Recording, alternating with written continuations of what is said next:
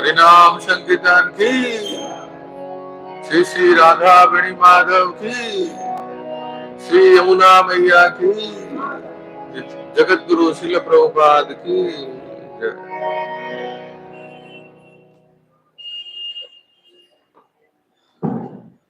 हरे कृष्णा हरे कृष्णा।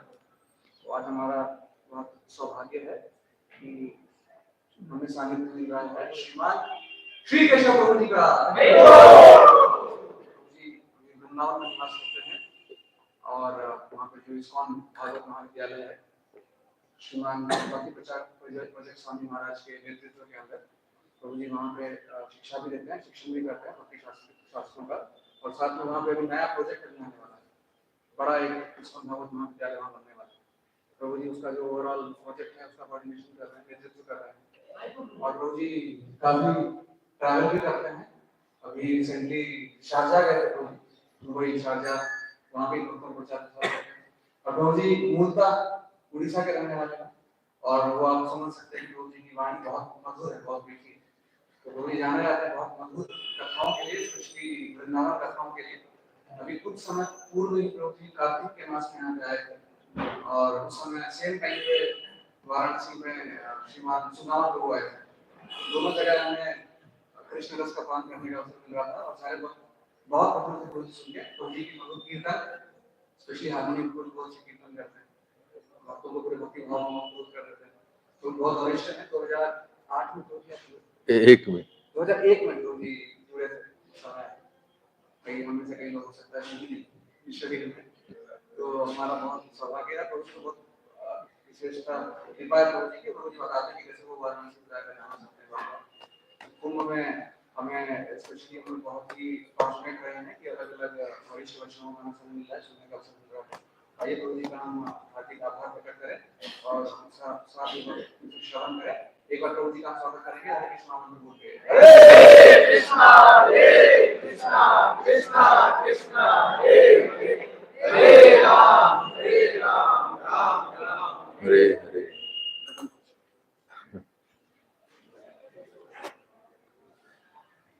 शिल प्रभुपाद की, हरे कृष्ण।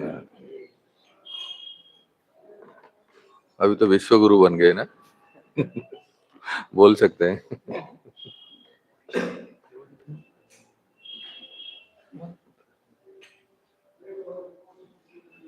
इसको निकाल देंगे।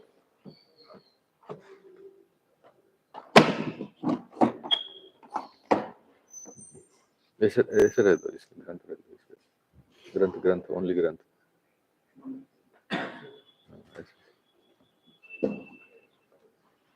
ठीक।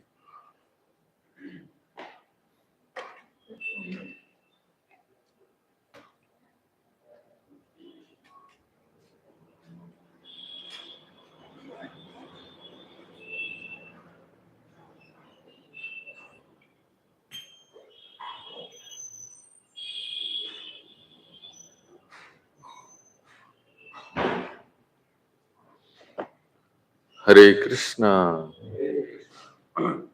सर्वशास्त्राभिपीयूष सर्ववेदैकसत्फलः सर्वसिद्धान्तरत्नाढ्य सर्वलोकैकदृक्प्रद सर्वभागवत प्राण श्रीमद्भागवत प्रभो कलिध्वंतदितादित्य श्रीकृष्ण परिवर्तित। ओम नमो भगवते वासुदेवाय। ओम नमो भगवते वासुदेवाय। ओम नमो भगवते वासुदेवाय। ओम अज्ञानतिमिरान्धस्य ज्ञानाञ्जनशलाकया चक्षुरुन्मिलितं येन तस्मै श्रीगुरवे नमः। श्रीचैतन्यमनोभीष्टं स्थापितं येन भूतले स्वयं रूपः कदा मह्यं ददाति स्वपदान्तिकम्। वन्देऽहं श्रीगुरोः श्रीयुतः पदकमलं श्रीगुरून् वैष्णवांश्च श्रीरूपं साग्रजातं सहगण रघुनाथान्वितं तं सजीवं साद्वैतं सावधूतं परिजनसहितं कृष्णचैतन्यदेवं श्री राधा कृष्ण नमो विष्णुपदाय कृष्ण प्रेष्ठाय भूतले नमस्ते सारस्वती देवे गौरवाणी प्रचारिणे निर्विशेष शून्यवादी पाश्चात्य देशतारिणे वाञ्छकल्पतरुभ्यश्च कृपा सिन्धुभ्य एव च पतितानां पावनेभ्यो वैष्णवेभ्यो नमो नमः। जय श्री कृष्ण चैतन्य प्रभु नित्यानंद श्री अद्वैता गदाधर श्रीवासादि हरे कृष्णा कृष्णा कृष्णा हरे हरे राम राम हरे हरे। गुरवे गौरचंद्राय राधिकाय तदालये कृष्णाय कृष्ण भक्ताय तद्भक्ताय नमो नमः। श्री श्री राधा वेणी माधव की हरे कृष्णा। हमारा परम सौभाग्य है फिर से आप सबके सानिध्य में आने का और ये सुंदर कुंभ के महोत्सव पर हम यहाँ एकत्रित हुए हैं और आप सब लोगों ने आश्रय दिया। ये बहुत बड़ा सौभाग्य है क्योंकि इतनी अधिक संख्या में भीड़ होती है, सबको सेवा कर पाना संभव नहीं हो पाता।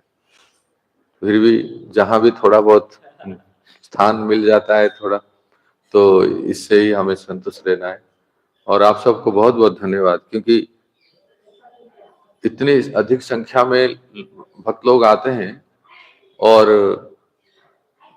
हमारा मंदिर और व्यवस्था सीमित होने के कारण कई बार असुविधाएं भी होती है तो इसलिए फिर भी प्रयास कर रहे हैं कि आप जब इस्कॉन प्रयागराज के भक्त लोग सभी भक्तों को विश्व भर से जो भी आते हैं उनको यथासंभव सेवा और सहयोग प्रदान करते हैं, इसलिए आप सबको हृदय से धन्यवाद।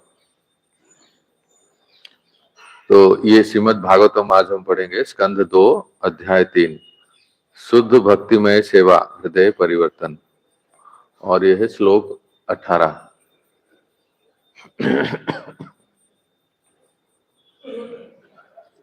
तरवः किं न जीवन्ति वस्त्रा किं न श्वसन्त्युत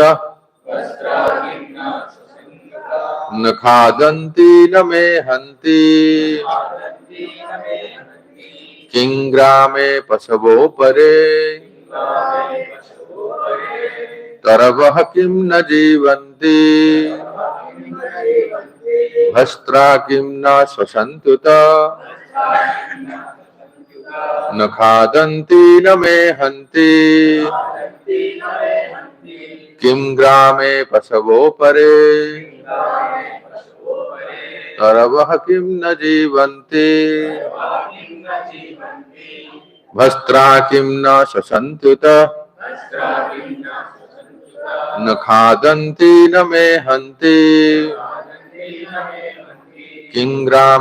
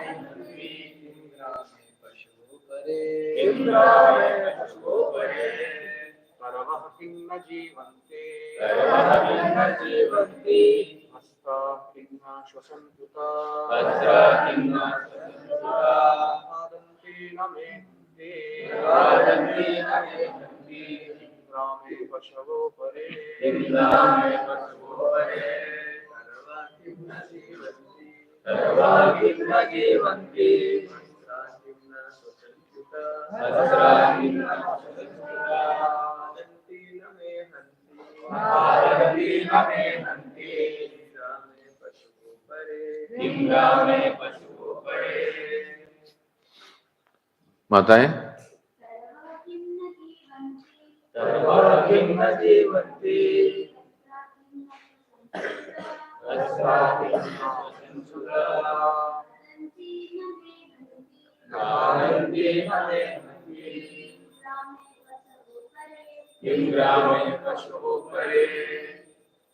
तरवः वृक्ष किम क्या न नहीं जीवंती जीवित रहते हैं भस्त्राः धोंकनी किम क्या न नहीं श्वसन्ति सांस लेते हैं उत भी न नहीं खादन्ति खाते हैं न नहीं मेहन्ति वीर्य स्खलित करते हैं।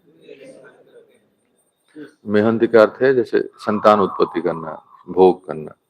किम क्या ग्रामे स्थान में पशवः पशुतुल्य जीव अपरे अन्य। अनुवाद तथा तात्पर्य ऐसी भक्ति वेदांत स्वामी श्रील प्रभुपाद जी के द्वारा श्रील प्रभुपाद की जय।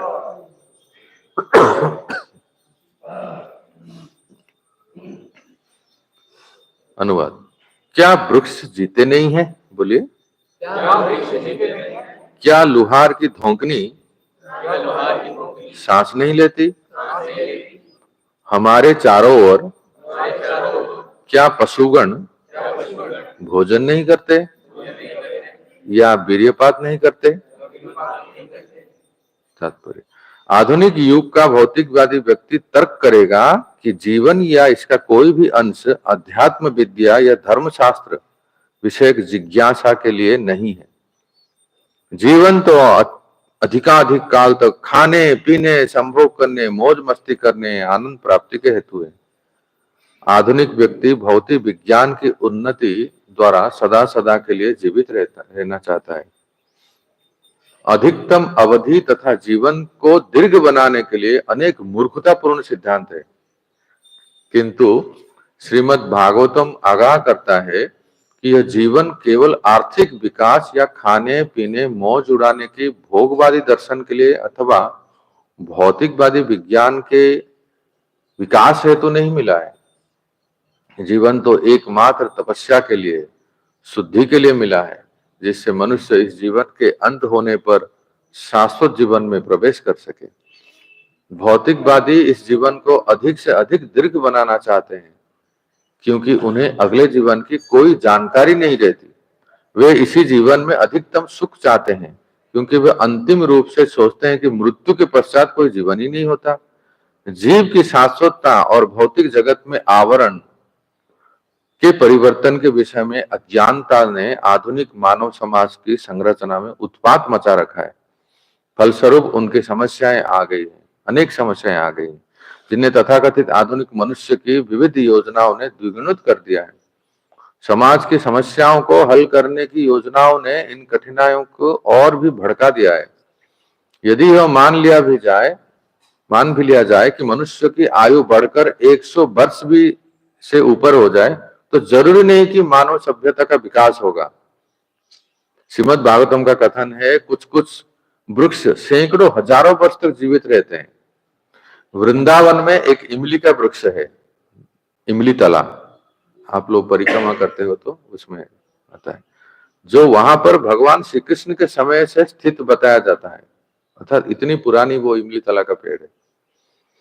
प्रभुपाद और एक उदाहरण देते हैं, कलकत्ता में बोटानिकल गार्डन में एक बरगद का वृक्ष है जो 500 वर्ष से भी पुराना कहा जाता है, और विश्व भर में ऐसे अनेक वृक्ष हैं।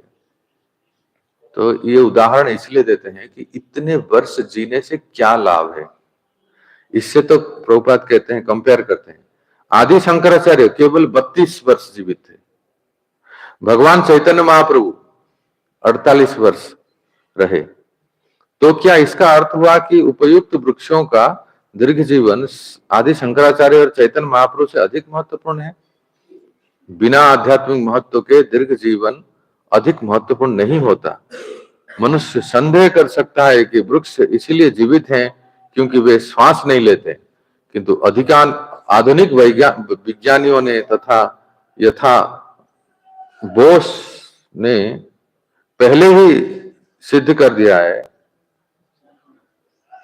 जगदीश चंद्र बोस है ना, बोस कहते जगदीश चंद्र बोस, ये पहले ही सिद्ध कर दिया है कि पौधों में भी प्राण है, अतएव श्वास लेना वास्तविक जीवन का लक्षण नहीं है।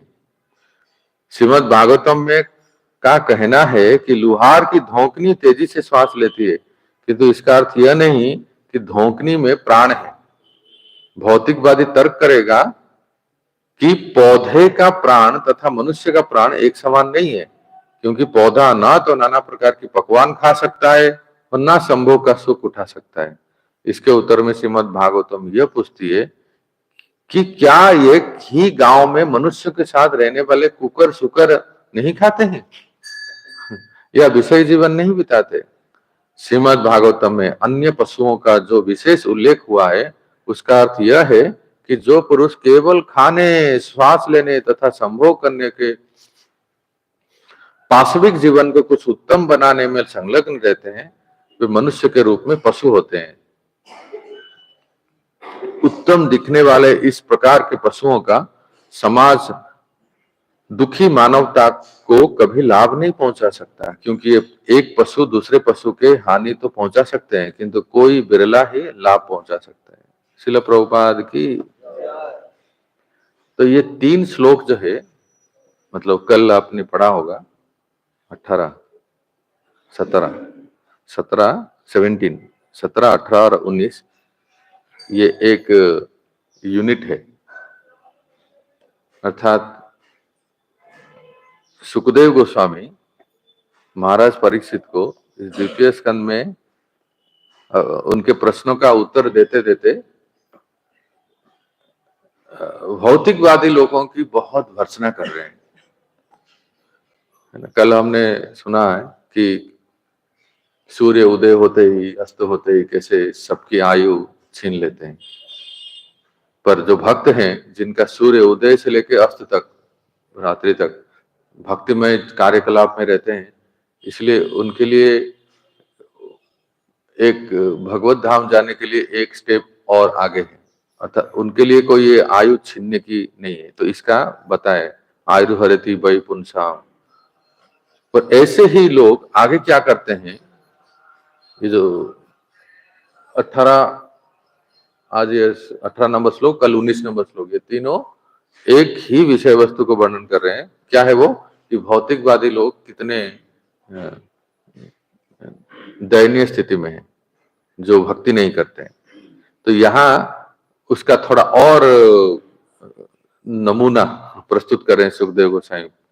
कहते हैं तरव न जीवंत की, ऐसा क्यों कहते हैं, क्यों ऐसे प्रश्न पूछ रहे हैं कि तरव किम न जीवंती भस्त्रा किम न स्वतंती, क्या गांव के शुकर और कुकर खाते नहीं क्या, ऐसा प्रश्न आखिर क्यों आया।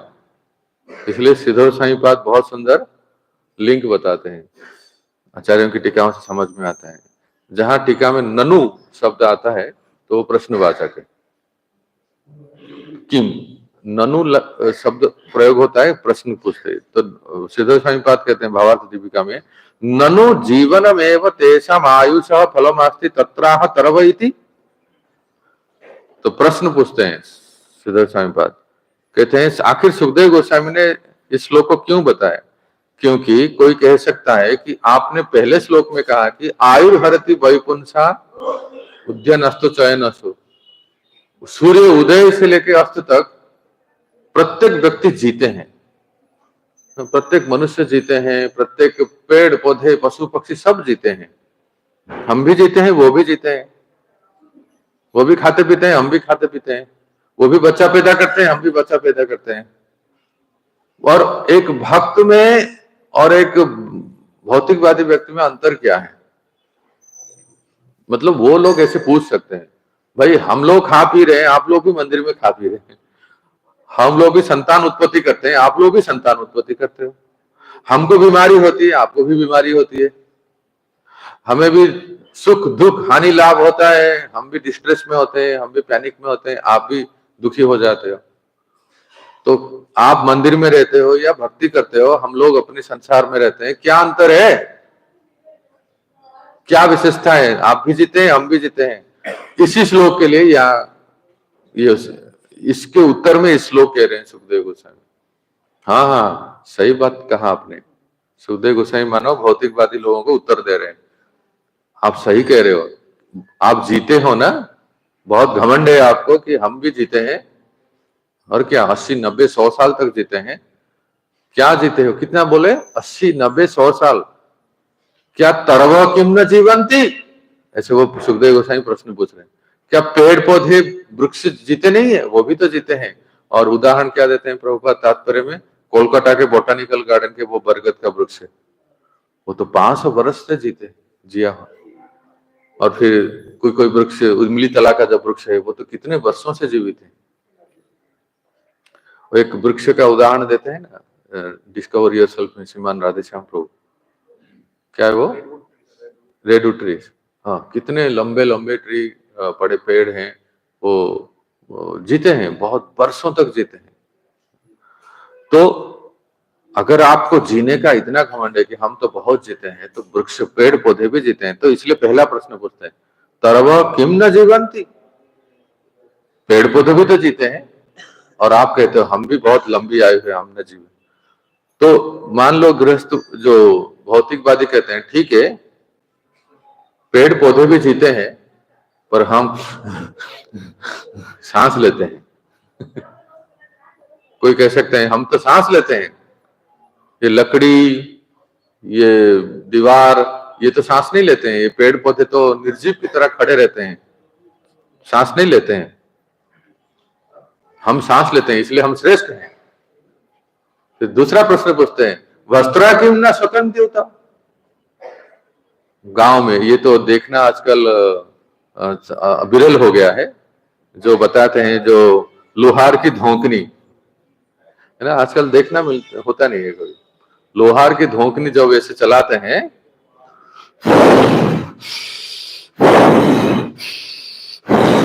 ऐसे ऐसे वो सांस लेता है, जैसे मान लो कोई आदमी सांस ले रहा हो।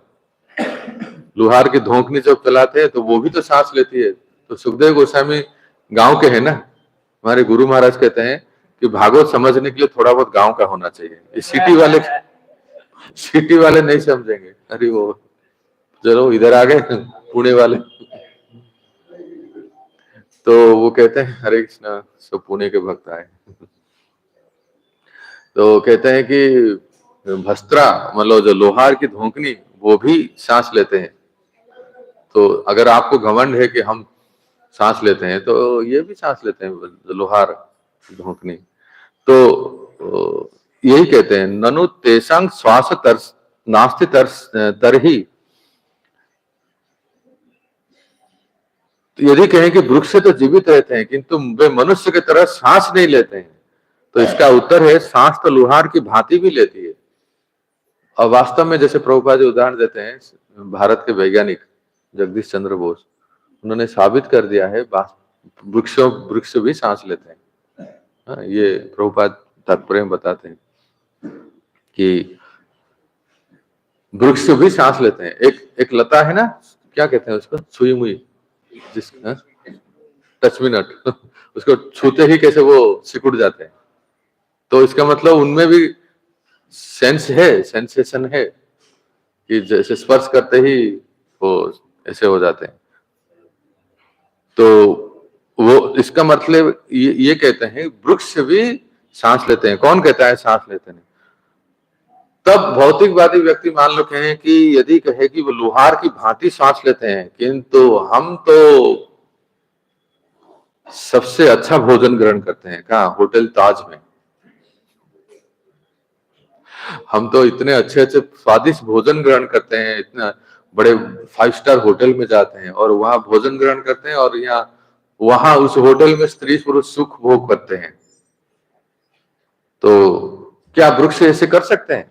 नहीं कर सकते। हम कितने महान हैं। एक नाइट के लिए, सुना तो नहीं, पता नहीं, गेस करता हूं, ऐसे ऐसे 5 स्टार होटल में एक नाइट का चार्ज कितना होगा? एक स्टेइंग और खाना पीना और बाकी सुख सुविधा 50,000 से तो कम नहीं होगा, है ना। तो अगर ऐसा ऐसा उनको घमंड है कि हम भी तो सांस लेते हैं, ये सब करते हैं, बहुत अच्छे अच्छे खाते हैं, पकवान खाते हैं और भोग भोगते हैं, तो अंतिम में कहते हैं न खादंते न में हंते किम ग्रामे पशवो परे। आप होटल ताज में जाके बहुत फाइव स्टार होटल में जाके बहुत चॉइस फूड खाते हो, और यहाँ तो बहुत अच्छे अच्छे खाते हैं। जो गली में देखते हैं सुअर, वो इतना खाते हैं कि गलती से भी आपका टू व्हीलर उसमें धक्का लग जाए तो आप गिर जाएंगे, उसको कुछ नहीं होगा। हाँ, एक्सपीरियंस के साथ बता रहा हूँ। कभी हम जाते हैं तो कोई गांव का सुअर सामने आ गया ना, कुछ नहीं होता उसको, वो पलटी मार के चला जाएगा, हमारे हाथ पे टूट जाएगी। इतना खा के वो ऐसे बलिष्ठ बलवान होते हैं, बहुत शुकर जो है बहुत बलिष्ठ होते हैं, और उनको सूंघने की घ्राण शक्ति बहुत तेज है कुत्ते और सुअर में। उस बराह द्वादशी के समय पुणे में था, बराह द्वादशी के समय कथा में कह रहे थे भगवान बराह ने शुकर रूप ही क्यों धारण किया, क्योंकि वो पृथ्वी को सूंघ सूंघ के ढूंढ निकालना था उनको रसातल में जो छुप गई थी। इसलिए शुकर का ये सेंस बहुत स्ट्रांग है। कई बार म्युनिसिपैलिटी के लोग उनको लेके आते हैं साफ करने के लिए, तो पूरी तरह से वो साफ कर देते हैं, वो सूंघ के पूरा सब साफ कर देते हैं, क्योंकि वो प्राणी ही ऐसा है। तो शुकर भी तो खाते हैं, वो खा खा के बाहुबली बनते हैं, वो बहुत बलवान होते हैं, और खाते हैं और बच्चा पैदा भी करते हैं, संभोग करते हैं। शुकर, कुत्ते, गधे, बंदर, इन लोगों को कोई होटल ताज में नहीं जाते हैं कोई। वृंदावन में देखिए बंदर कैसे हैं, बस दिन दहाड़े सब कुछ वो काम करते हैं, कोई लाज संकोच शर्म नहीं है। कुत्ते सुअर केवल थोड़ी सी इंद्रिय तृप्ति के लिए लोग कितना पैसा खर्च करते हैं कंफर्ट सुविधा के लिए। तो यही कहते हैं कि ये सब क्रियाएं, जीना और सांस लेना, अच्छा अच्छा खाना और अच्छा सुख भोगना, ये जो सुख भोगने की जो मात्रा है ना, वो पशुओं को भी बहुत अच्छा मिलता है, हमसे ज्यादा मिलता है। बस हम सोचते हैं कि हम सबसे सुखी हैं, तो इसके लिए ये जीवन नहीं है। जीवन का लक्ष्य प्रत्येक व्यक्ति को जानना चाहिए। प्रभुपाद तात्पर्य में कितना बढ़िया समझाते हैं कि वास्तविक सुख और आनंद है किसमें। अगर केवल इंद्रिय सुख में, खाने पीने में, मौज मस्ती में, इसमें ही अगर सुख होता तो राधे श्याम एक बार कहते थे the prostitutes would be the most happiest person. अगर उसमें सुख है तो वेश्याएं सबसे बड़े सुखी होते, और जो भी खाते पीते हैं सबसे सुखी होते नहीं। सबका सब देखिए, वो 40 एंड 50 किसी को भी पूछिए प्रभु जी आइए प्रसाद के लिए, प्रभु जी स्वीट नहीं चाहिए, क्यों? डायबिटीज है, क्या खाएंगे? महाप्रसाद भी नहीं ले सकते, क्या भोग भोगेंगे बताइए, डायबिटीज है। बड़े बड़े धनी मानी लोग हैं, हाँ, पूरे इतना बड़ा बड़ा बंगला है, घर में कोई नहीं है, केवल 2 हैं, दादा दादी, बुढ़ा बुढ़ी, बच्चा कहीं और है, पोते कहीं और है, कहीं कुछ है, पूरे बंगले में भूत की तरह यही 2 रहते हैं। सुबह उठते तू मेरा चेहरा देख, मैं तेरा चेहरा देखूंगा, और नौकर चाकर ऐसे ही, और कोई नहीं है। और खाते क्या है? लिक्विड, केवल तरल, क्यों? खा ही नहीं पाते है ना, डॉक्टर ने मना किया है, केवल पीना लिक्विड, लौकी का जूस, गाजर का जूस, पेठा का जूस, इसका जूस, वही पीते हैं। और इतना धन संपत्ति है, कोई सुख भोगे भी तो भोग नहीं सकता, शरीर साथ नहीं दे सकता।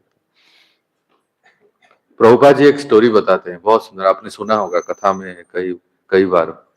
प्रभुपाद कहते हैं कि एक साधु थे, ठीक है, वो किसी राजा के पास गए, तो उनके जब वो राज्य में गए, राजा के पास गए, तो उन्होंने 4 प्रकार के लोगों को देखा, अलग अलग, और सब लोग आके उनको प्रणाम किए। साधु महाराज को सब प्रणाम करते हैं ना, प्रणाम महाराज जी, साधु महाराज। तो आशीर्वाद देते हैं। तो साधु ने 4 प्रकार के लोगों को 4 अलग अलग प्रकार से आशीर्वाद दिए, है ना। तो ये साधु जो बाबा जी थे, उनके शिष्य जो थे, उन्होंने पूछा कि महाराज, गुरु महाराज, आपने सबको अलग अलग प्रकार के आशीर्वाद क्यों दिए? सबको एक जैसा बोल सकते ना, ऐसे बोल सकते ना कि अष्टपुत्र सौभाग्यवती भव, एक से संभाला नहीं जा रहा है, 8 पुत्र की आशीर्वाद है। इस समय अगर इस आशीर्वाद को कोई दे दे तो लोग सोचेंगे श्राप दे दिया। उन जमाने में ऐसे आशीर्वाद देते, दूधो नाव पुतो फलो अष्टपुत्र सौभाग्यवती भव, अर्थात तुम हमेशा किसी माता जी को आशीर्वाद देते हैं, तुम अखंड सौभाग्यवती रहो, तुम्हारे 8 बेटे हो। तो घबरा जाएगा यहाँ, आज के व्यक्ति तो घबरा जाएगा, 8 एक पसीना छोड़ इतना परेशान कर रहा है। तो साधु ने अलग अलग प्रकार से आशीर्वाद दिया। सबसे पहले साधु ने एक, जो उनके पास गए थे, एक ब्रह्मचारी थे, बाल ब्रह्मचारी, मुनि के पुत्र थे।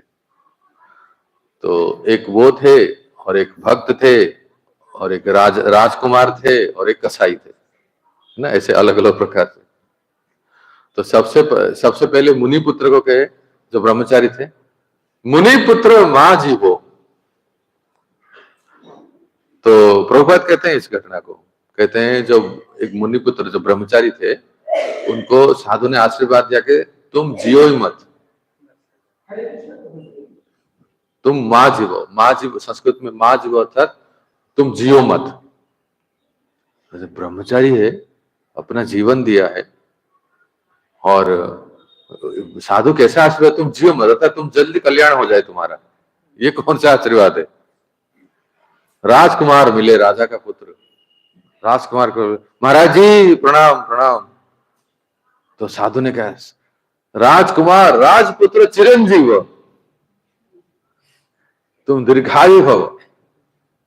राजपुत्र को चिरंजीव बोल दिए, और मुनिपुत्र बेचारा ब्रह्मचारी तपस्या कर रहा है, उसको कह रहे हैं महाजीवो, तुम जियो ही मत। फिर एक भक्त मिले, बड़े सदाचारी संपन्न भक्त मिले, तो उनको बोले कि उन्होंने जब वो गुरु जी को प्रणाम किए, तो गुरु जी ने कहा कि जियो बा मरो बा। उन्होंने ऐसा आशीर्वाद, जियो बा मरो बा। भक्त बड़ा प्रसन्न हो गए। और उस राज घराने में कसाई भी था। कसाई समझते हैं ना, जो पशु को वध करते हैं। तो उन्होंने भी गुरु जी को प्रणाम किया। तो गुरु जी ने आशीर्वाद दिया, मां जीवो मां मरो, ना तुम जियो ना तुम मरो। तो ये 4 प्रकार के लोगों को 4 अलग अलग प्रकार से आशीर्वाद दिए। इसका अर्थ बहुत अच्छा है, सुनिए और याद रखिए, प्रयास कीजिए। सबसे पहले ब्रह्मचारी मुनि पुत्र जो है, मुनि कुमार है, मुनि कुमार ब्रह्मचारी, उनको आशीर्वाद दिए गुरु जी ने। क्या आशीर्वाद दिए, याद कीजिए, मर जाओ मां जीवो, तुम जियो ही मत। इसका अर्थ यह है, बेचारा ब्रह्मचारी सुबह उठते हैं, ना चाहते हुए सुबह उठते हैं, और कितनी तपस्या करते हैं, चाहे वो वृंदावन और प्रयागराज के दिसंबर के जनवरी के सर्दी भी क्यों ना हो, इतने ठंड में उठते हैं, बहुत सिकुड़न होती है, बहुत तपस्या करते हैं। 4 बजे सुबह उठ के मंगलाती आते हैं, और ना चाहते हुए भी सब कुछ जप करते हैं, तप करते हैं, और कितनी एकादशी व्रत, आचार्यों के आविर्भाव तिरुभाव, कभी कभी तो एक बार 2-3 एक साथ आ जाते हैं तो रोज दोपहर तक फास्टिंग, है ना। वराह द्वादशी, नित्यानंद त्रयोदशी, सब एक बाद एक एकादशी, सब आधे दिन तो तपस्या ही करते हैं। तो इस गुरुजी ने कहा इस ब्रह्मचारी को कि तुम ज्यादा जियो मत, तुम ये भगवत धाम जाने के लिए योग्य, इतनी तपस्या करते हो आश्रम में रह के, कि तुम अभी योग्य हो गए, तुम कभी भी जा सकते हो, तुम जाओगे तो सीधा भगवान के धाम में जाओगे। तो यहाँ रह के करेंगे क्या? तुम बहुत तपस्या कर चुके हो। फिर दूसरा दूसरा क्या था? हाँ, राजपुत्र चिरंजीव। राजकुमार जब मिले, प्रणाम किए थे, तो गुरुजी ने उनको आशीर्वाद दिया, तुम चिरंजीव हो। चिरंजीव इसीलिए बोले कि राजकुमार चिरंजीव, जबकि ब्रह्मचारी को बोलना चाहिए तुम चिरंजीवी रहो। राजकुमार को इसलिए गुरुजी ने चिरंजीवी का, चिरंजीवी का अर्थ समझते हैं ना, दीर्घायु भव, तुम बड़े लंबी आयु हो। तो राजपुत्र को इसलिए कहे कि राजकुमार जो है ना, बड़े भोग विलास में रहते हैं। भाई अमीर बाप के बिगड़े औलाद कहते हैं ना। राजा के बेटे हैं, राजकुमार हैं, और खूब भोग विलास में रहते हैं, खाने पीने की कोई कमी नहीं है, और सब प्रकार के भोग में रहते हैं। ये अगर जल्दी मर जाएगा बेचारा नरक में जाएगा। कोई तपस्या तो किया ही नहीं, इसलिए भोग भोग रहा है। तो तुम अच्छी तरह से भोग भोगो, थोड़ा भोग भोगना ही ना, तो बड़े होके, बूढ़ा होके बहुत लंबी आयु तक भोग भोगो, ताकि सुख कुछ भोग भोग पाओगे, उसके बाद देखा जाएगा क्या होगा। क्योंकि अभी अगर शरीर छोड़ दोगे तो जवानी में ही चले जाओगे तो भोग नहीं भोग पाओगे। इसलिए अच्छी तरह से भोग भोगो, और बाद में अंत में फिर देखना। लेकिन ब्रह्मचारी तो बड़ा तपस्या है, ये तो इतना तपस्या का है कि भगवान के धाम जाने के लिए हो गया। इसलिए इसको जितना जल्दी चले जाए अच्छा ही है। इसलिए देखो ना, साधु संत लोग ज्यादा जी नहीं पाते हैं, जानते हैं। यहाँ लिखे ना, आदि शंकराचार्य केवल 32 चैतन्य महाप्रभु 48, स्वामी विवेकानंद भी ने बहुत यंग एज में चले गए। तो साधु संत लोग, परम पूज्य हमारे गौर कृष्ण महाराज, बस सन्यास लिए और 6 महीने के भगवत धाम चले गए। सौभाग्य है कार्तिक के महीने में। तो जो जो शुद्ध होते हैं ना, भगवान उनको जल्दी ले लेते हैं। यहाँ रह के करेंगे, संसार में रहने लायक है क्या बताओ प्रभु जी, बताओ। हमारे प्रभु जी और माता जी हर महीना पूर्णिमा के दिन वृंदावन गोवर्धन परिक्रमा करते हैं। बताइए कितनी तपस्या कर रहे हैं। पुणे से आते हैं, चाहे वो फ्लाइट हो या ट्रेन हो, हर महीने जाते हैं गोवर्धन। पुणे से गोवर्धन जाते हैं, परिक्रमा करते हैं, फिर लौट के आते हैं, है ना प्रभु जी माता जी बड़े सौभाग्यवान है। कितनी तपस्या करते हैं, गृहस्थ होके भी देखिए। गोवर्धन में रहने वाले गोवर्धन परिक्रमा नहीं करते हैं।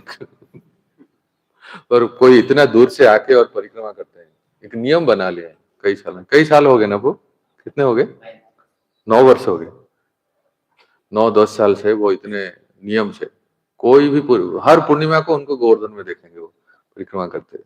परम पूज्य गोपाल कृष्ण गोसाई महाराज के शिष्य हैं। तो राजकुमार चिरंजीव। और तीसरा क्या है? कसाई, एक भक्त जो वैष्णव है, उसको गुरुजी ने आशीर्वाद दिया कि जियोवा मरोवा। हाँ, ये बहुत अच्छा आशीर्वाद है। भक्त के लिए आशीर्वाद क्या है, इस गुरुजी ने अर्थ बताया। देखो कोई भक्त है ना, जैसे भक्त है, आप सब लोग भक्त हैं, तो जब जीते हैं तब हमारा भक्ति में जीवन होता है। इस जीवन में भी भक्ति में आनंद है कि नहीं प्रभु जी? आनंद है, लगता है कुछ? क्या आनंद है बताओ? कुछ आनंद है या ऐसे ही कह रहे हैं? हाँ देखो, इनको कितना आनंद मिलता है भक्ति में। जो भी कार्य करते हैं, कीर्तन करो आनंद है, परिक्रमा करो आनंद है, भागवत कथा आनंद है। सबसे बड़ा आनंद है 9 बजे के बाद मिलेगा भक्तों को आश्रम में।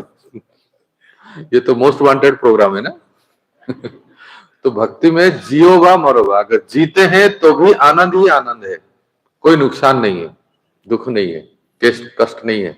और मरो वा, अगर मृत्यु हो गई मान लो, भक्ति करते करते शरीर छूट गया, तब तो रखा हुआ है।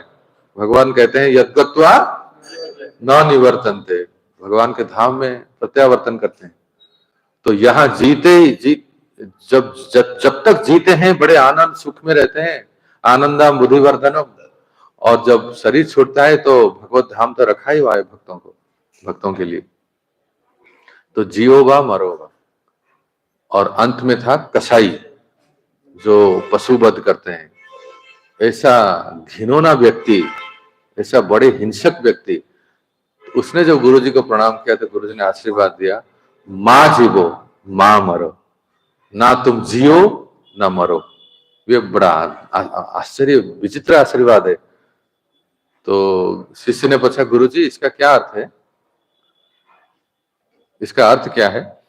तो गुरुजी कहते हैं, देखो ये जो कसाई है ना, जो पशुवध करता है, तो ये अगर जीता है तो पूरे इतना पापमय जीवन है कि कितने पशुओं को और वध करेगा, है ना। जब जब तक ये जिएगा कितना और पाप करेगा और कितने पशुओं को वध करेगा, और मरेगा तो उसके लिए भगवत धाम थोड़ी रखा है। ग्रैंड रोड टू नरक, है ना। पुरी के ग्रैंड रोड जैसे है ना, ग्रैंड रोड टू हेल, नरक रखा है। तो इसीलिए ये जीने और अगर जीता है या मरता है, इससे कोई लाभ नहीं। समाज को कोई लाभ होता है ऐसे लोगों को, ऐसे लोगों से जो कसाई होते हैं? ऐसे तुम जियो या मरो, तुम मर जाओ तो भी अच्छा है, तो जीने से भी कोई लाभ नहीं है, तो मरने से भी, मरने में तो नरक जाओगे, जीने से भी कोई लाभ नहीं है, तुम समाज के लिए कोई ज्यादा उपकार नहीं करते। तो कहने का अर्थ है भक्तों, इसमें से जो 4 प्रकार के लोगों को, प्रभुपाद जी घटना बताते हैं, कथा, 4 प्रकार के लोगों को जो गुरुजी ने आशीर्वाद दिया, इसमें बहुत सबसे बेस्ट क्या जानते हैं? जो भक्त हैं, जब तक जीते हैं आनंद में रहते हैं, और जब शरीर छोड़ता है तो भगवत धाम जाते हैं, क्योंकि भक्तों के संग में रहते हैं, भक्ति करते हैं, है ना। कई लोग वृंदावन धाम इसलिए आते हैं, वृंदावन धाम में प्लॉट ले लेते हैं, वृंदावन धाम में अपना कुछ निवास रखते हैं कि क्या काश इतना तो करना स्वामी, जब प्राण तन से निकले,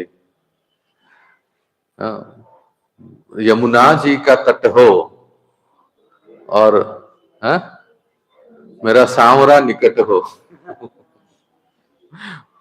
तो इसलिए वृंदावन धाम में कुछ लोग अपना निवास स्थान चुनते हैं कि काश जीवन भर जो कर्म किए, पर अंतिम समय में हम भगवान के धाम में रह के भजन भक्ति करें और भगवान के धाम में हमारा शरीर छूटे। और ऐसा होता ही है भक्तों, ऐसा ऐसा सौभाग्य है। आप लोगों ने वृंदावन धाम में देखा होगा, परिक्रमा रोड में एक जगह है, भक्ति वेदांत हॉस्पेस, परिक्रमा रोड में, बरा घाट में। हमारे इस्कॉन के काफी सारे भक्त, कई ब्रह्मचारियों के माता पिता, कई वरिष्ठ भक्त, कई गुरु महाराज के शिष्य, वहां इसलिए बनाया गया है, वो जिनको शरीर छोड़ना है वहां आए, और उनकी अंतिम समय में सब देखभाल, सब प्रकार से व्यवस्था होती है। परम पूज्य गिरिराज महाराज और राधानाथ स्वामी महाराज दोनों के प्रयास से वो सेटअप। तो अभी पिछले ही साल परम पूज्य लोकनाथ महाराज जी की एक शिष्या, एक माता जी, विदेशी फॉरेन माता जी, तो उन्होंने शरीर छोड़ा। तो क्या सौभाग्यवती है वो शिष्या, वो माता जी। जब वो अंतिम समय में थी तो उनके गुरु महाराज उनके सामने आए। कैन यू इमेजिन, क्या सौभाग्य। जो वो माता जी पुणे आती थी, वो माता जी हमेशा वृंदावन ब्रजमंडल परिक्रमा में तुलसी महारानी को सिर पे लेके चलती थी, मैं देखा हूँ।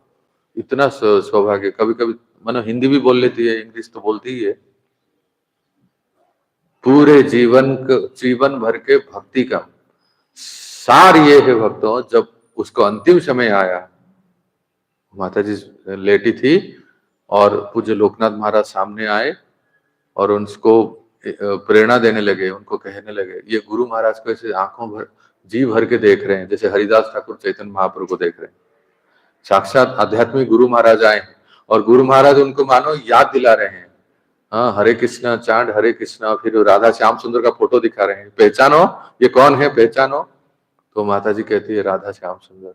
माता जी इतने कृतज्ञ, रो रही थी, तो इतना रो रही थी, कहते मेरा कितना सौभाग्य है कि आप हे गुरुदेव, आप मेरे अंतिम समय में आए सामने। राधा श्याम सुंदर, गिरिराज, साक्षात गिरि गोवर्धन, वृंदावन धाम, गिरिराज शिला, जमुना जी का जल सब, और कृष्ण बलराम राधा श्याम सुंदर का प्रसादी माला, उनको सब दिया गया है और साक्षात गुरु महाराज सामने है। और धीरे धीरे वो शरीर उसका पूरा हो गया। बताइए, ऐसी जीवात्मा भगवत धाम नहीं जाएंगे? अवश्य जाएंगे। ऐसे ही जीवात्मा भगवत धाम जाते हैं। क्यों? क्योंकि जो हम जीवन भर हमने जो किया है वही अंत समय में हमें वो परीक्षा होती है और हमें भगवान हमें देते हैं, आशीर्वाद देते हैं। भक्तों, 8वें स्कंद के 3रा अध्याय बोलता हूँ, 8.3, हमारे परमाराध्य गुरु महाराज श्री श्रीमद राधा गोविंद दास गोसाई गुरु महाराज कहते हैं, जो व्यक्ति, मतलब वो भागवत से उद्धृत करके कहते हैं, जो व्यक्ति सुबह उठ के अपना जप साधना के साथ, अगर मेरे प्रिय भक्त, भगवान श्री हरि कहते हैं इसको फलस्तुति में, मेरा प्रिय भक्त गजेंद्र के द्वारा की हुई स्तुति को रोज पाठ करता है, जिसका नाम है गजेंद्र मुख्य स्तुति, उसके अंतिम समय में अगर वो मुझे याद नहीं कर पाएगा तो मैं उसके मन में आ जाऊंगा। हरि बोल। कितना, इससे बढ़कर और क्या है बताइए? क्या भगवान झूठ बोलते हैं? इसलिए आप सब लोग अभ्यास कीजिए। 5-7 मिनट लगता है ज्यादा से ज्यादा। आजकल मोबाइल के ऐप्स में भी आ गया है। प्रत्येक भक्त अपने जो साधना करते हैं, जप करना, और इसको, इस साधना को जोड़ दें कि प्रत्येक दिन एक मोबाइल के ऐप्स में भी देख सकते हैं। अगर बोलते बोलते आपको अभ्यास हो जाएगा तो आप ऐसे ही बोल सकते हैं, ओम गजेंद्रोवाच, ऐसे करके शुरू कर सकते हैं। एवं व्यवसितो बुद्ध्या समाधाय मनोरधि जजाप परमं जाप्यम प्राग्जन्मनि अनुशिक्षितम्। गजेंद्रोवाच ओम नमो भगवते तस्मै यतः एतच्चिदात्मकं पुरुषाय आदि बीजाय परेशाय विधीमहि। इस प्रकार से स्तुति शुरू होता है। बहुत सुंदर स्तुति है। जैसे भगवान श्री हरि ने गजेंद्र को रक्षा किया, ऐसा कोई भी व्यक्ति जीवन भर अगर गजेंद्र मुख स्तुति पाठ करता है, उसके जीवन के सारे अमंगल अनिष्ट दूर होते हैं। एक दूसरा, अगर अंतिम समय में उसको याद नहीं आया, इतना आसान नहीं है भक्तों अंतिम समय में भगवान को स्मरण करना। बोलती बंद हो जाती है, चेतना नहीं रहता है और हमारा कॉन्शियसनेस नहीं रहता है, हम अचेत हो जाते हैं। उस समय कैसे भगवान को स्मरण करेंगे? कैसे हम हरे कृष्ण बोलेंगे? लेकिन भगवान कहते हैं कि अगर आपने जीवन भर हरे कृष्ण महामंत्र का जप किया और मेरे प्रिय भक्त इस स्तुति को पाठ किए, तो मैं आपके मन में आ जाऊंगा। गजेंद्र मुख्य स्तुति। तो ये देखो, इस श्लोक में ये बताया गया है कि हमें ऐसे नहीं जीना है भौतिकवादी के लोगों की तरह, बस खाना कमाना, बच्चा पैदा करना, सुख भोगना, ये नहीं है। वास्तविक सुख तो भक्ति में है। नहीं तो क्या होता है भक्तों, अंत में एक छोटी सी और एक घटना सुनाता हूं, ऐसे ही एक साधु की घटना, जिसको आपको प्रेरणा मिलेगा कि जो लोग शास्त्र पढ़ते हैं, शास्त्र सुनते हैं, आज हम लोग कथा सुन रहे हैं, बैठ के सुन रहे हैं ना, आज हमने क्या कैरी किया? आज यहां से, इस टेम्पल हॉल से जब हम बाहर जाएंगे ना, तो हमने क्या धारण किया, क्या हमने मन में लिया, ताकि हम इसको पालन कर सकें, ये जानना जरूरी है। नहीं तो क्या है कि ऐसे सैकड़ों भागवत कथाएं होती है। यहाँ तो प्रयागराज में तो कहना ही क्या है, कुंभ में इतनी बड़ी बड़ी पंडाल, हजारों लाखों लोग एक एक पंडाल में, और लोग आते हैं, डुबकी लगाते हैं, कथा सुनते हैं, पर परिवर्तन नहीं होता। लेकिन देखो, इस विश्व गुरु, जगत गुरु, ऐसी भक्तिवान स्वामी श्रील प्रभुपाद ने ऐसा एक घर बनाया, पूरा विश्व इसमें रह सकते हैं, कहीं भी जाएं इस्कॉन है ना। एक वृंदावन के बड़े प्रसिद्ध कथा व्यास राधा रमण मंदिर के पुंडरीक महाराज जी, उनका एक छोटा सा क्लिप इतना वायरल हो रहा है आजकल पूरे सोशल मीडिया में।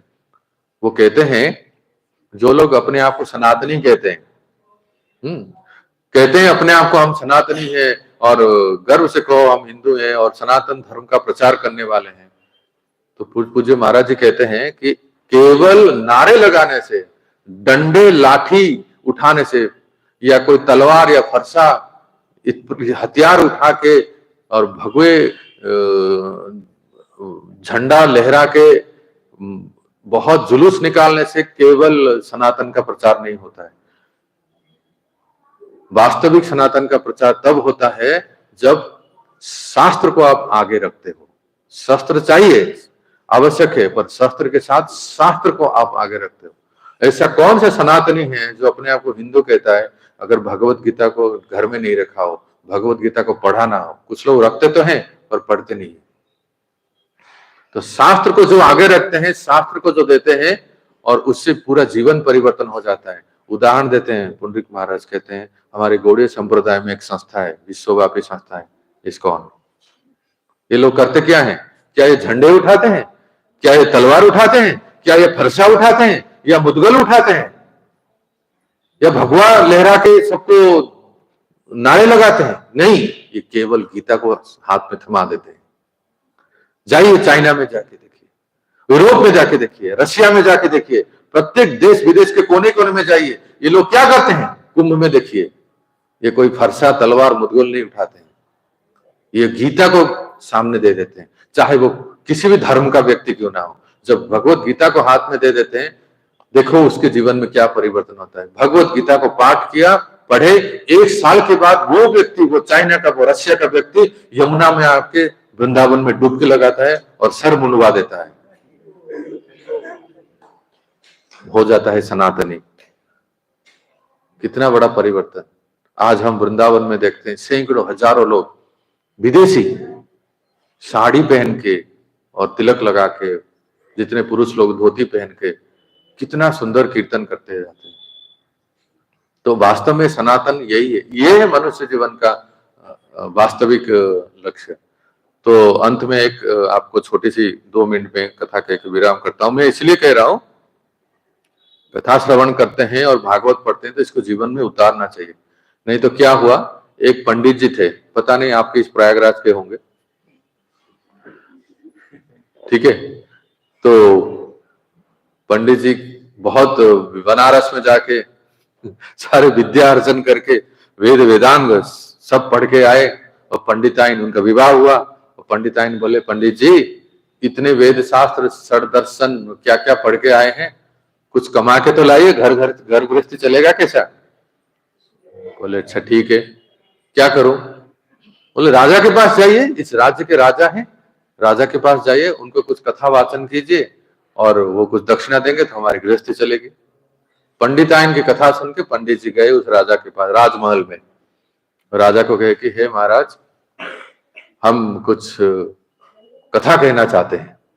तो राजा बोले अच्छा, बहुत अच्छी बात है, तो चलिए हम घोषणा करते हैं, कल से हमारे यहाँ कथा होगी, सभी लोग राज दरबार में सब लोग एकत्रित होंगे, हमारे पंडित जी आए हैं प्रयागराज से कथा कहने के लिए, पढ़ के आए हैं, सर्टिफिकेट लेके आए हैं काशी से, बहुत विद्वान है। हाँ, तो राजा ने पूछा पंडित जी को, पंडित जी कौन सी कथा सुनाएंगे?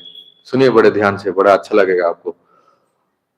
तो पंडित जी सोचने लगे, देखो कौन सा कथा सुनाओ, ऐसी कथा सुनाओ कि जिसमें अवधि समय ज्यादा हो, ताकि दक्षिणा मोटा मिलेगा, है ना? तो भागवत की कथा सुने तो 7 दिन में पूरा हो जाएगा, तो ज्यादा डोनेशन नहीं मिलेगा। रामायण की कथा सुना तो 9 दिन में पूरा हो जाएगा, उसमें भी ज्यादा नहीं मिलेगा। तो राजा को बोले कि हे महाराज, महाभारत की कथा सुनाना चाहते हो जिसमें 4 महीना तक चलेगा महाभारत, तो ज्यादा डोनेशन मिलेगा। तो राजा ने सब आयोजन कर दिया, sound system, mic, recording, YouTube सब सेटिंग हो गया, और पंडित जी कथा कहने बैठ गए, और समय निर्धारित हो गया। राजा, राजकुमार, महारानी, राजकुमारी, ये लोग तो प्रमुख थे, और सब लोग बाकी सब सुन रहे थे। पंडित जी ने शुरू कर दिया महाभारत का कथा, आदि पर्व से लेके वन पर्व, पता नहीं क्या क्या पर्व, कितने पर्व, 18 पर्व सब सुनाने लगे। 4 महीने तक लगातार अनवरत कथा चला।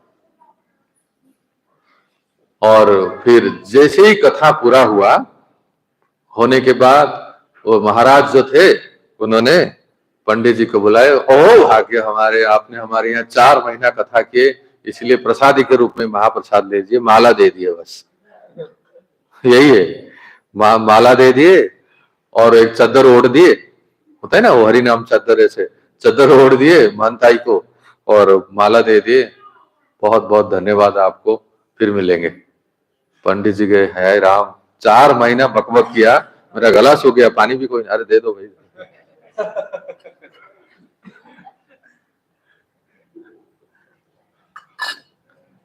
इतना मैंने गरज गरज के बोला और लिफाफा ही नहीं मिला। लिफाफा तो समझ गए ना आप, हाँ? कुछ तो मिलना चाहिए ना। मायापुर में उन भक्तों का कोड वर्ड है। मायापुर में कहीं कोई हाउस प्रोग्राम जाते हैं ना, तो प्रोग्राम के बाद आते समय एक दूसरे से बात करते हैं, क्यों प्रभु जी कितना कितना मिला? तो कोई कहता है कि पंचतत्व मतलब 500। समझ जाइए, है? तो दूसरे को पूछते प्रभु जी आपको कितना मिला? राधा माधव 1000।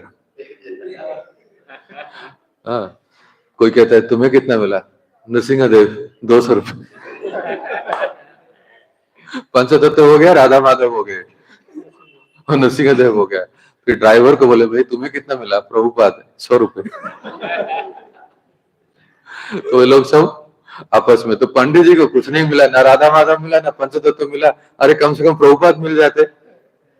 पंडित जी घर आ गए वापस। पंडिताइन पूछे पंडित जी आप तो बहुत सुंदर कथा कह गए, 4 महीने तक दर्शन नहीं दिए, कुछ मिला कि नहीं? बोले कुछ नहीं मिला।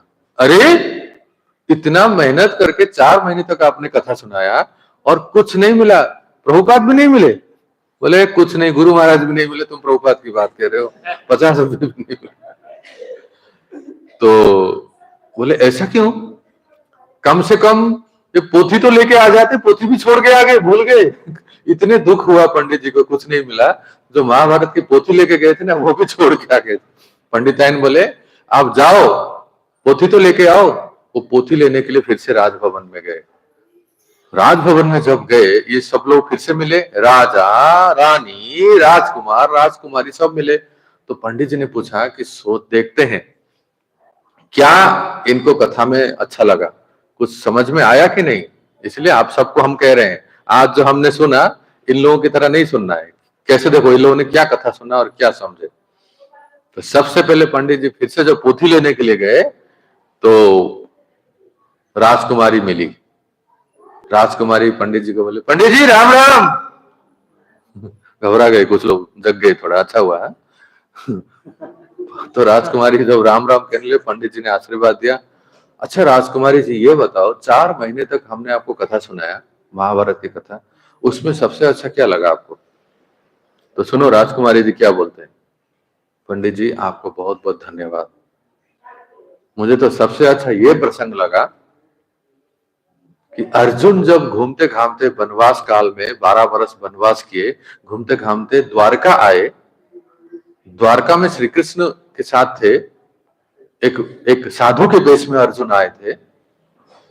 तो वहां उनका सुभद्रा जी का दर्शन हुआ और सुभद्रा जी अर्जुन को चाहने लगे और अर्जुन भी सुभद्रा को बहुत चाहते थे। तो राजकुमारी कह रही है साधु को, हाँ पंडित जी को, और फिर अर्जुन ने सुभद्रा का हरण करके ले गया। मुझे ये बात अच्छा लगा, सबसे अच्छा लगा कि मेरा भी किससे संबंध है। और माता पिता मुझे मना करते हैं, नहीं हम जहां चाहते हैं वही होगा। मुझे तो आपकी कथा से ये अच्छा लगा, जैसे सुभद्रा जी ने अर्जुन के साथ चले गए, मैं भी इनके साथ भाग जाऊं।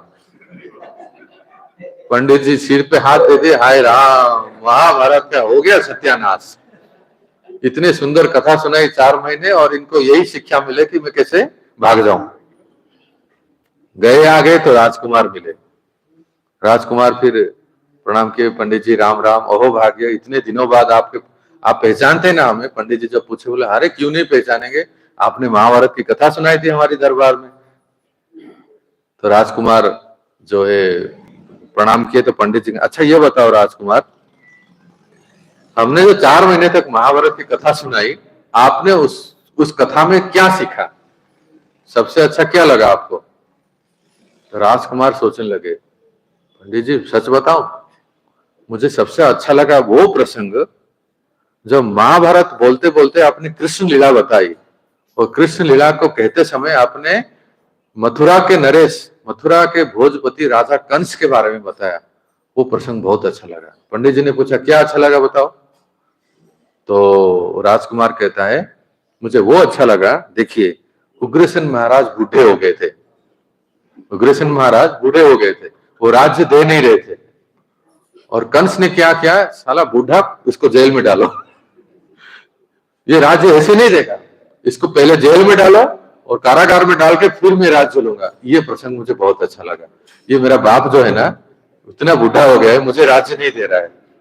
तो मैं सोचता हूँ कि मेरे जो एग्जाम्पल है ना, मैं कंस महाराज को फॉलो करूंगा कि बुढ़ा तो ऐसे राज्य नहीं दे रहा है, पहले इसको किसी तरह से कारागार में डालूंगा और राज्य में ले लूंगा। पंडित जी क्या बोले, हाय राम, हो गया कल्याण महाभारत की कथा से। भागे वहां से। ऐसे ऐसे श्रोता मिल जाएंगे, आपको नहीं बोल रहा हूं, ऐसे ऐसे श्रोता मिल जाएंगे तो हो गया कल्याण। महारानी के पास गए अंतपुर में। महारानी कहे कि पंडित जी राम राम, कितना सुंदर कथा सुनाया आपने। पंडित जी बोले आपको अच्छा लगा, कम से कम ये लड़के लड़कियां तो आजकल के नौजवान हैं, ये तो समझे नहीं। महारानी तो बड़ी पतिव्रता है, शायद ये कुछ समझे। महारानी आपको महाभारत की कथा से क्या अच्छा लगा बताइए ना।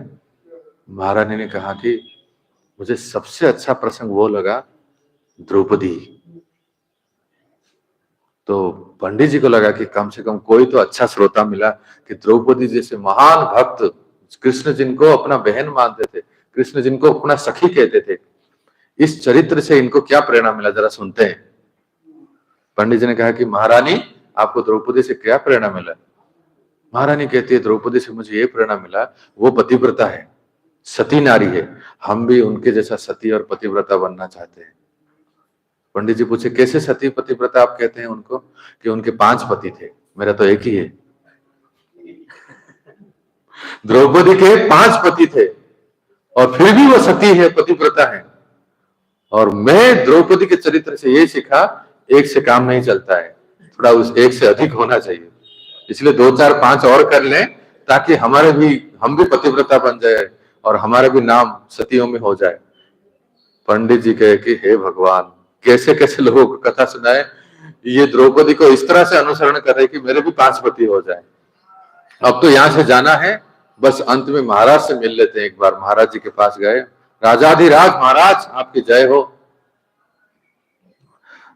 तो महाराज ने पंडित जी को प्रणाम किया। पंडित जी आप बहुत दिन के बाद आए, बड़ा अहोभाग्य हमारे, आप आए हमारे दरबार में, बताइए आपकी क्या सेवा करें। तो पंडित जी ने कहा कि आप 4 महीने तक कथा सुने, आपको कथा में क्या अच्छा लगा। तो महाराज बोल रहे हैं कि देखिए आपने जो महाभारत की कथा सुनाई, बहुत अच्छा कथा है, इसमें बहुत सारे शिक्षा हमें प्राप्त होता है, जो हम भी कुछ ऐसे शिक्षा लेते हैं। मुझे तो सबसे अच्छा वो प्रसंग लगा, महाभारत का शांति पर्व। हाँ, जब वो कहते हैं कि श्री कृष्ण जब